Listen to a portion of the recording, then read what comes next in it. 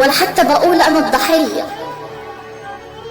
أصعب حاجة لما أكون مع أهلي وفي نفس الوقت وحدانية، وحياتي مش ليا، ومش عارفة ازاي أقول، مش عارفة ازاي أقول.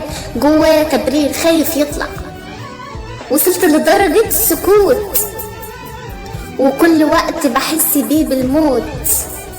ممنوع التغيير، في ناس حياتها كلها عيب وخلاص، ما بيسألوش ايه العرض، ما خلاص بقى جنة مرض.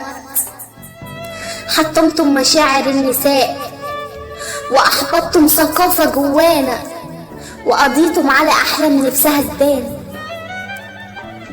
قضيتم على أحلام نفسها تبان، لكن خايفة لا تتعاد، خايفة لا تتعاد ويحصل بعدها ألم يتشال.